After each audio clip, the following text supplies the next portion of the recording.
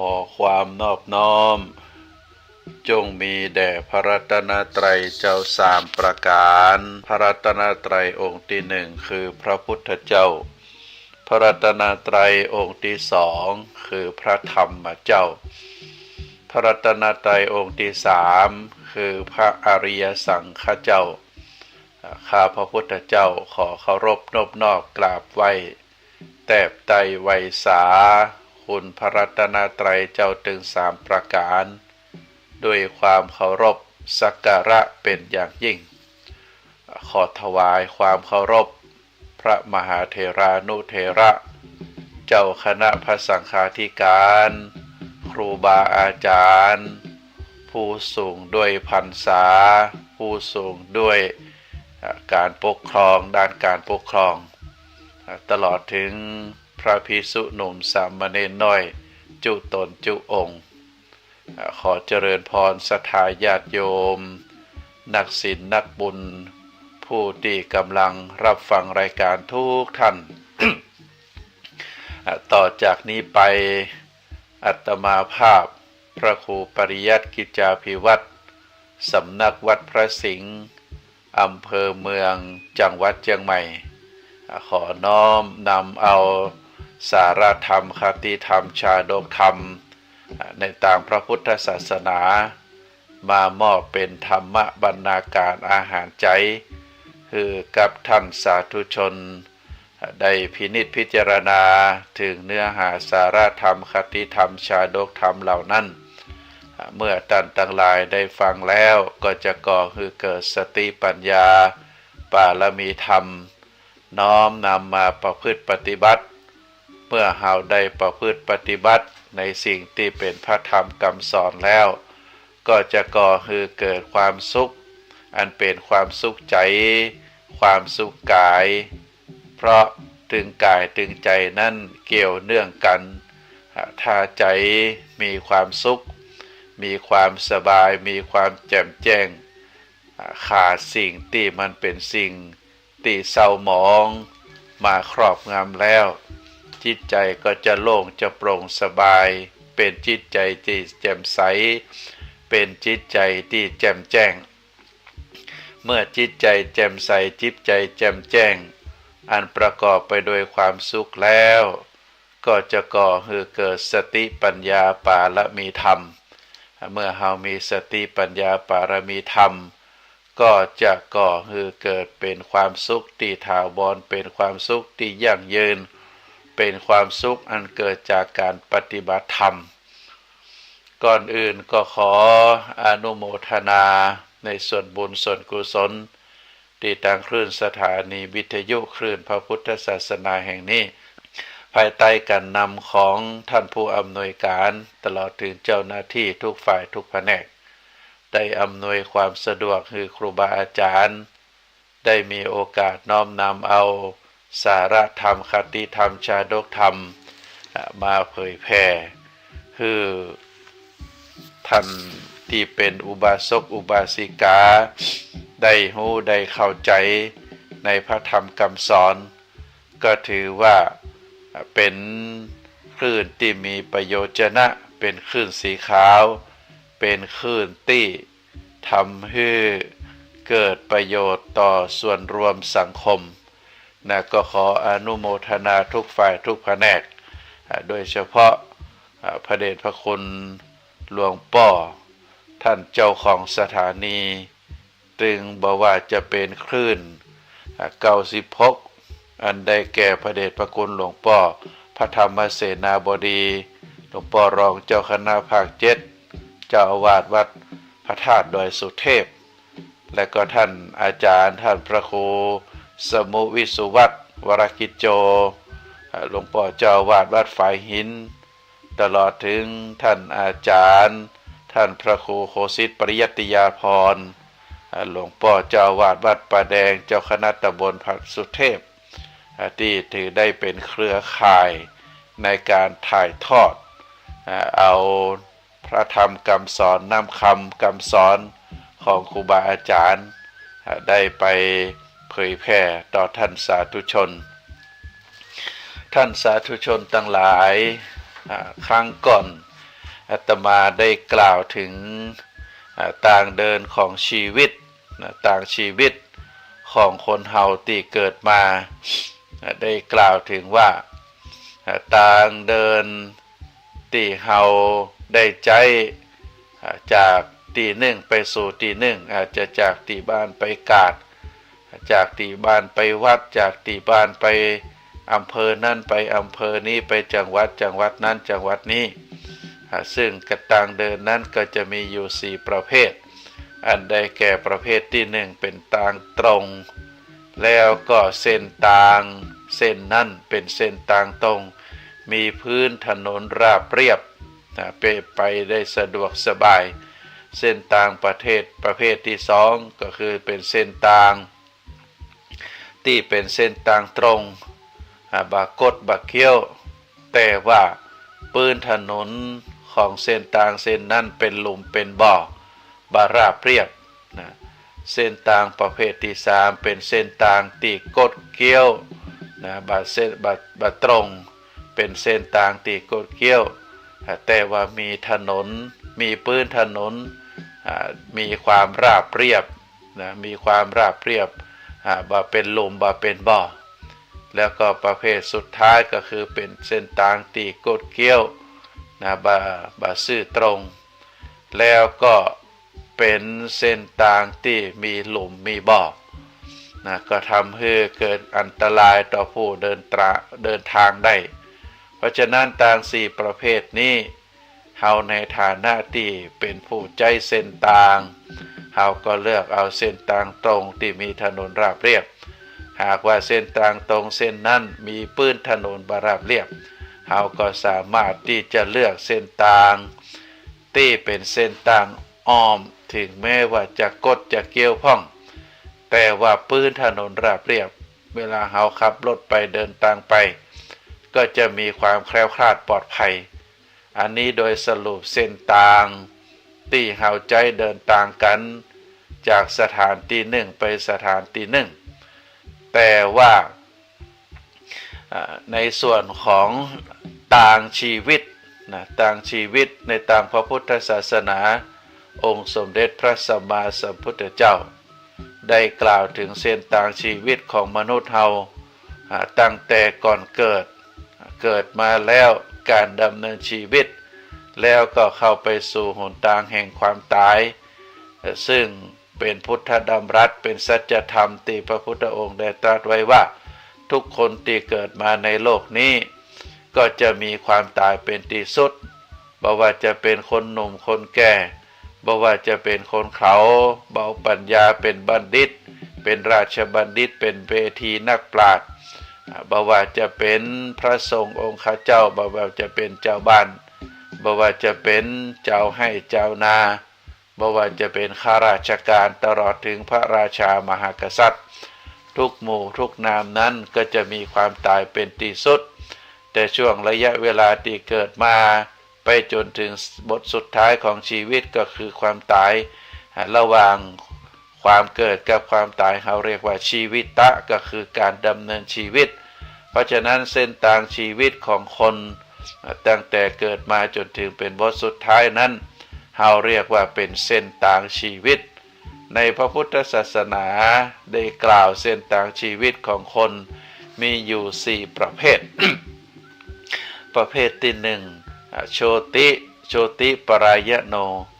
ก็คือเกิดมาดีแล้วก็ดำเนินชีวิตไปด้วยความงดงามดีงามเขาเรียกว่าโชติปรายโนไปจนถึงบทสุดท้ายของชีวิตเมื่อล้มหายตายจากไปจากการที่ได้ประพฤติดีปฏิบัติชอบมาโดยตลอดบุคคลคนนั้นก็จะไปสู่ภพภูมิที่ดีเขาเรียกว่าสุขติภูมิประเภทที่สอง เราเรียกว่าโชติตมะปรายโนคนประเภทนี้เกิดมาในตระกูลดีเกิดมาในครอบครัวที่ดีแต่มีพฤติกรรมที่บาเรียบร้อยพฤติกรรมที่ดื้อพฤติกรรมที่กระทำในสิ่งที่คนดีทั้งหลายมาทำนะเราเรียกว่าเป็นตมะปรายโนบุคคลนี้เมื่อตายไปแล้ว ก็จะไปสู่ภพภูมิที่บดีเขาเรียกว่าทุกขติภูมิเพราะมีพฤติกรรมที่บดีประเภทที่สามเกิดมาจากตระกูลที่ยากจนคนแค้นพ่อแม่บ่มีศีลบ่มีธรรมแต่ด้วยความตั้งใจในการประพฤติดีปฏิบัติชอบได้ประพฤติตัว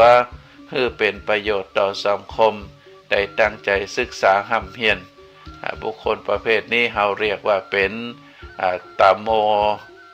โมโชติปรายโนเกิดมาจากครอบครัวที่บดีเป็นผู้ที่มืดมาแล้วก็สว่างไปแม้เสียชีวิตแล้วก็จะไปสู่คติภูมิด้วยผลกรรมที่ได้กระทำไว้ประการที่สี่เราเรียกว่าตโมตมะปรายโน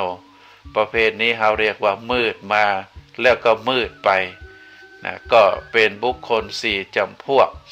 อาตมาภาพได้อธิบายถึง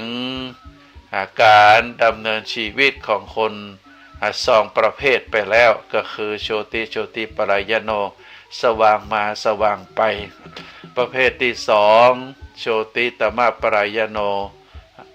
ประเภทที่สองคือตมะโชติปรายโนนะ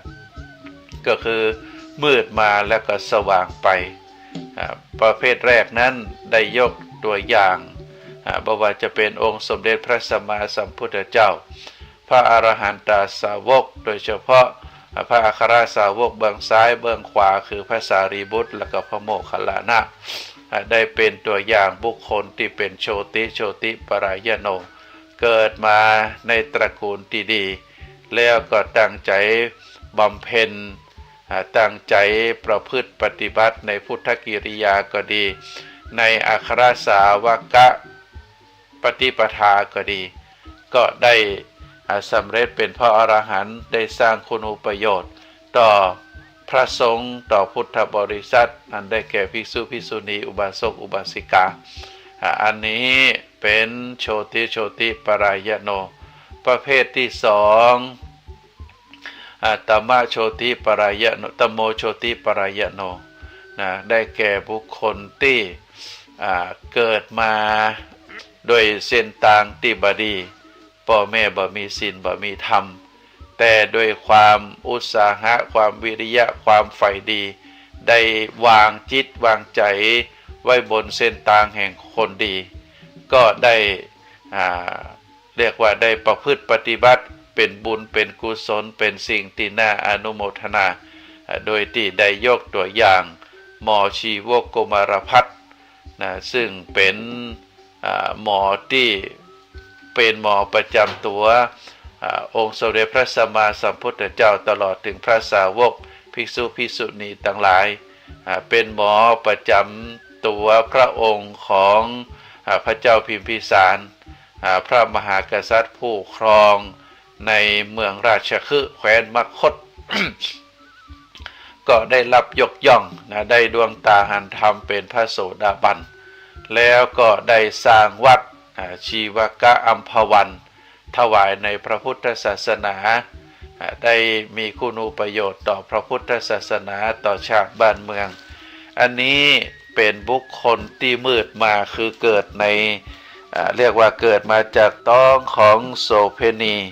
หญิงงามเมืองในสมัยนั้นแม่ว่ามีความปรารถนาที่จะเลี้ยงดูแต่ก็เอาไปทิ้ง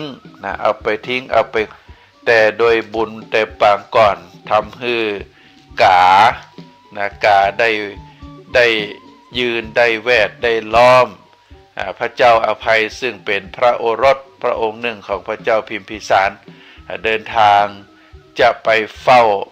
พระเจ้าพิมพิสารโดยผ่านเส้นทางเส้นนั้น ก็ได้หันบรรดากาทั้งหลายกาทั้งหลายได้ยืนล้อมละอ่อนท่าลกคนนั้นไว้เจ้าชายสงสัยก็จึงเข้าไปพอหันว่าเป็นละอ่อนยังมีชีวิตอยู่ก็ได้นำไปเลี้ยงคือนางสนมทั้งหลายคนใจได้เลี้ยงดูไว้ในตำนักของพระองค์ต่อมาชีวกนี้ชีวกได้ทราบว่าตัวเองเป็นลูกกำพร้า ก็ขออนุญาตพระเจ้าอภัยไปศึกษาที่สำนักตักกศิลาแล้วก็ได้เรียนแพทย์ได้เรียนแพทย์เพราะเป็นละอ่อนมีสติปัญญาดีก็ได้สำเร็จได้เรียนเป็นเวลาถึง7 ปีแล้วก็เมื่อสำเร็จการศึกษาแล้วก็ปิกจากเมืองตักกศิลาปิกมายังกรุงราชคฤห์ช่วงที่ไปเรียนไปศึกษานั่นก็บ่มีเงินตอบแทนที่ให้กับครูบาอาจารย์ได้อาศัยใจแห่งกายนะทำงานทดแทนรับใจครูบาอาจารย์ก็เมื่อได้สำเร็จการศึกษาแล้วก็มาทำคุณประโยชน์ใจวิชาชีพของความเป็นแพทย์เป็นแพทย์แผนโบราณได้เอาต้นไม้ทุกชนิดที่ตัวเองได้หู้ได้เรียนมาเอามาประกอบเป็นยารักษาโรคก็ทำให้คนทั้งหลายได้หายจากโรคที่เป็นแล้วก็ทำคุณประโยชน์ตามที่ว่ามาหมอชีวกกุมารพัฒน์จึงได้ชื่อว่าเป็นตโมโชติปรายโนคนประเภทที่3ก็คือโชติตมะปรายโนโชติตมะปรายโนก็คือบุคคลที่เกิดมาจากตระกูลดีตระกูลมีการศึกษาพ่อมีศีลมีธรรมฐานะมั่นคงดีแต่ว่าบุคคลคนนั้นกับบ่ได้ตั้งใจห้ามเฮียนบ่ได้ตั้งใจที่จะเป็นคนดีตามตระกูลมีพฤติกรรมที่ดื้อรั้นมืดมีพฤติกรรมที่ฟักใฝ่ไปในทางที่บ่ดีประกอบชีวิตประกอบอาชีพในทางที่บ่เป็นประโยชน์นอกจากนั้นแล้วก็ยังทำความเสียหายคือกับตนเองด้วยพฤติกรรมที่บ่น่าฮักบ่น่ายกย่องนอกจากนั้นแล้วก็มาทำการทำงานคือเป็นหลักเป็นแหล่ง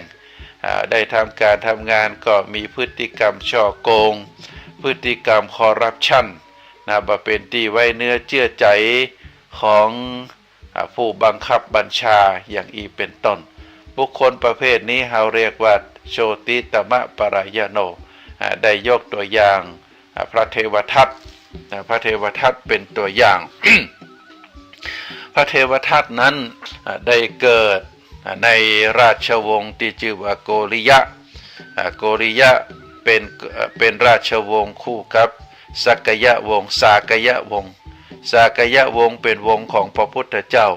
โกริยะวงศ์เป็นวงแห่งวงหนึ่ง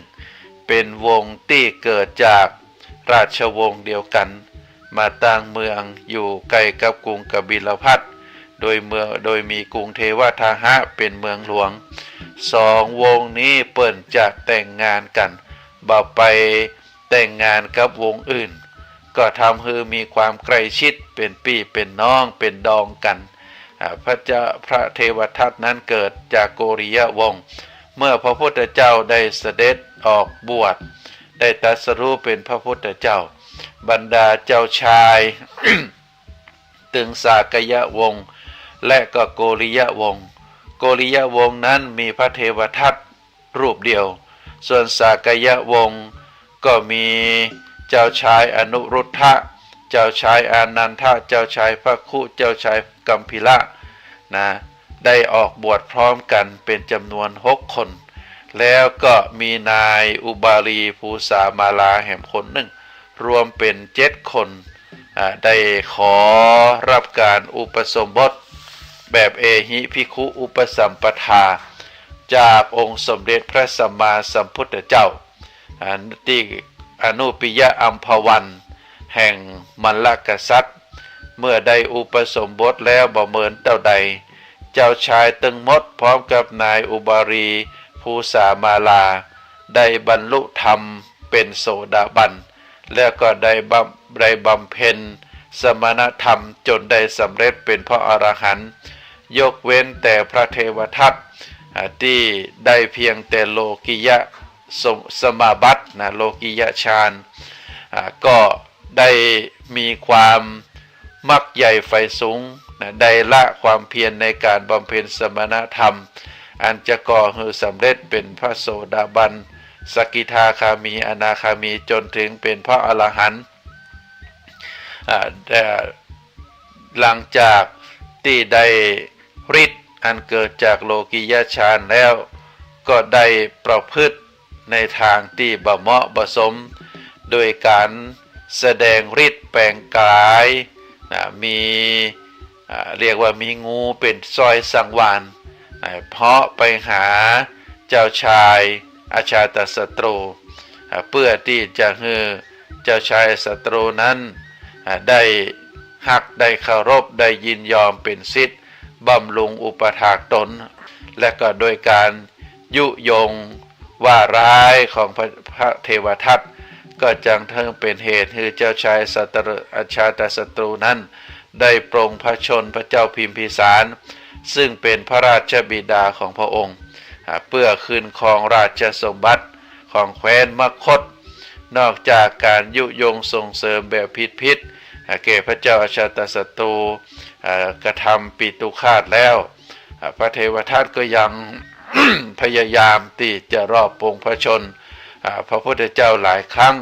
เป็นต้นว่าได้ปล่อยจ้างตกมันเข้าทำร้ายพระพุทธองค์ได้จ้างนายขมังธนูได้ลอบยิงพระพุทธเจ้า แต่ก็บ่สามารถที่จะทำร้ายพระพุทธเจ้าได้ก็เป็นเรียกว่าครับเป็นว่าผู้ที่ทรงฮือไปทำร้ายพระพุทธเจ้าทุกครั้งนั้นเกิดความเคารพศรัทธาในพระพุทธองค์ทำให้พระเทวทัตได้พยายามลงมือปรงพระชนด้วยตนเองโดยการได้ขึ้นไปบนภูเขาคิชกูฏแล้วก็กลิ้งหินฮือตกจากหน้าผาเขาคิชกูฏใส่พระพุทธเจ้า แต่หินนั้นได้กระเด็นไปทางอื่นบัถูกพระพุทธเจ้าแต่ว่าก็มีเกล็ดหินมีเกล็ดหินน้อยๆได้กระเด็นมาถูกที่พระบาทของพระพุทธองค์ทำให้พกจำก็ทำให้พระเทวทัตนั้นยังคงมุ่งหวังที่จะเป็นพระพุทธเจ้าโดยความหันผิดเป็นชอบอยากจะเป็นพระศาสดาแทนพระพุทธเจ้าได้ทูลขอการปกครองสงฆ์ได้ทำพิษมุ่งให้พระพุทธเจ้าได้ลดวางการภาระการปกครองสงฆ์ทั่วมณฑลแล้วยกตนเป็นพระศาสดาแทนซึ่งเป็นเรื่องร้ายแรงเกินกว่าจะเป็นไปได้ก็ทำให้เราเรียกว่าเป็นการแบ่งแยกคณะสงฆ์เรียกว่าสังฆเพศนอกจากนั้นก็ได้เสนอข้อบัญญัติต่างธรรมวินัยคุณอวยชัยที่มาเป็นไปโดยความสมัครใจขอกำหนดขอการกำหนดแล้วก็แป้งรังสีอาหารพร้อมการอยู่ป่าการรับนิมนต์ถวายตามไปหายังปิตามารดาหลวงป้านาอาเมื่อคนทั้งหลายทุกคนได้สร้างความตั้งใจอันเอื้อเดินทางมาจากวิเวกพระเจ้าอาชาตศัตรูก็มูได้เข้าใจก็เหินห่างไปบารับอุปธรรมบำรุงแล้วก็อนุโมทนาร้อยตัวเอกวิชัยนางไปเจอปูปิงนางสาวบนทิลานางสาวทัศบรภูปิงร่วมทำบุญลอยไป10 ลอย2 กันดาร้อยตำรวจเอกวิจัยนางไปเจอภูปิงร่วมทำบุญกันเทพอีก300 บาทร้อยตำรวจเอกวิชัยนางไปเจอภูปิงได้มาถวายพระทหารเพลบ้างพระสงฆ์องค์เจ้าที่เข้ากรรมในวันนี้แล้วอุทิศไปหาบิดามารดาพระเกิดแม่เกิดเจ้ากรรมในเวรเทพุทธเทวดาในโอกาสนี้ขออนุโมทนานางจินดาอุทัยปูกระเบื้อง300 บาทแล้วก็นายพิสันอุทัยปูกระเบื้อง300 บาทนายศรีทนนางประทุมใจชนะปูกระเบื้อง300 บาทแล้วก็นายศรีทนนางประทุมใจชนะดอกไฟ1 รอด200 บาทนายพิสันอุทัยดอกไฟ200 บาทแล้วก็ไม่มีนางจินดาอุทัยดอกไฟ200 บาทแล้วก็เด็กหญิงพิมพ์ใจสุภาษีเด็กหญิงพอใจสุภาษี พระเท หลอด ว ไฟ ทัตนั้น 100หลอด200 บาทแล้ว ได้ ก็ แก่ตกน พ่อ รก พบแม่ เว จัน จีมหาน คัน รก ธรส ซึ่ง ลูกกรง เกิดมาจากความ ที่ ประ บ พฤ น ติ ด้านระเบียง ตามที่กล่าว 500 มา บาท นายเนธ บุ บุ ค ญ คลประเภท นาง สุด คำอ ท้าน เด็ ย กหญิง เอา อ เรียก ร ว่า วรรณ ตโมตมะ จันตา ปรายโน ทำบุญหลอดไฟ ตโม 1 หลอด ตมะปรายโน 200 บาท นี้ อนุโมทนาขอบคุณครับ บุคคล นายพิพัฒน์ อาสากิจบ้านสันทรายทอง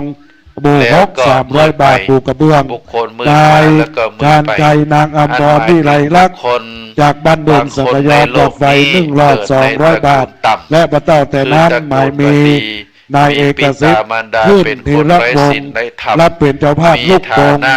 หน้าระเบียง1 อัน บ่มีทรัพย์สม 500 บาท บัติ เพื่อที่บุญกุศล ไร้แก้วแหวน ญาติผู้ล่วงลับดับขันไป ประกอบ และพระเจ้าแต่นั้นหมายมี ประกอบ นุราชดา กับตัวเอง นายเอกสิทธิ์ เป็น ขึ้น คน ธีระ มีความประ ว พฤ ง ติ ศ์ บดี พร้อมด้วยครอบครัว รูปร่าง ได้น้อมถวายหลอดไฟ หน้าตา 200 บาท เป็นคน พระ ยา เจ้าก แต่นั้นหมายมี สติปัญ นา ญาย บั นาง ชิ กิ ริ ษ ฉ ณา ลาด ปิงกยัง ว่า กูล นอนสอน อา ญา รับ ติ เป็นเจ้า บ่ ภาพ ไฟเฮียนบ่ไฟหู้ขาดความพยายามมุ่งมานะ เท ใน พื้น การศึกษา หน้าสลา1 เมตร ชอบ กิษ เล่น ณา การพนัน ปิงก ขัด ยัง ต่อ กูลเทพื้น อบายมุข ได้เทพื้นพร้อมด้วย บ่ หลอดไฟอีก1 หลอด 200 บาท อนุโมทนาขอบคุณ ประกอบ หมายมีนัตติดา ขาดความขยัน นัตติดาพร มี บุญ ความซื่อสัตย์สุ เท จ ศ ริต พร้อมครอบครัว ขาดความ ไม้เจรไนย ประพฤ อี ติ ก ดีไว้ 1,000 บาท เชื่อ อ ใจ นุโมท ของ นา ผู้บังคับ ขอบ บัญ คุณ ชา กุศลและเจตนาของคณะสัตยาญาติโยม ตัวเก่า อุบาสกอุบาสิกาทายกนายิกา สถานบุญละท่านทั้งหลายที่ได้ ได้สร้าง มาร่วม ผลประโยชน์ให้กับส่วน เป็น รวม เจ้าภาพ ซึ่ง ถ้าหากว่าญาติโยม ที่เป็นภัยต่อสังค ผู้ ม จาทำเต้ อันนี้ อุทิศไปหายังพ่อแม่ญาติกาล่วงลับดับขันไปแล้ว มืดไป เรามีโอกาสตามนำเรื่อง12 เพลง ก็อย่าขอ มี ยกตัวอย่าง โอกาสได้ตามกันเข้า จุฑาสุกริก ตามโอกาส จุฑาสุก ก็ ริกนี้ มาถวายตามในช่วงนี้ บุคคล ได้มีบริการหรือปูจาตามเจตนา มีครอบครัว ใส่ซองกันเทศก็แล้วแต่เจตนาของคณะสัตยาญาติโยม พระอาราม ตามวัดมาหาได้ ประทับ ตามกุศลเจตนา นา จะ ย ตุปัจจัยก็ไม่ได้หายไปไหน มีอาชีพ สนับสนุน เป็น สมทบทุนใน คน การ ฆ่าหมู ก่อสร้างห้างแผง เป็นอาชีพ ถาวรวัตถุ แล้วกินพ่อง เสนาสนะศาลาปฏิบัติธรรม อยู่ ในโอกาสที่ เป็นเวลา ได้จัด 50 งานยะถา เมื่อ สันติทกรรม อาชีพ เข้า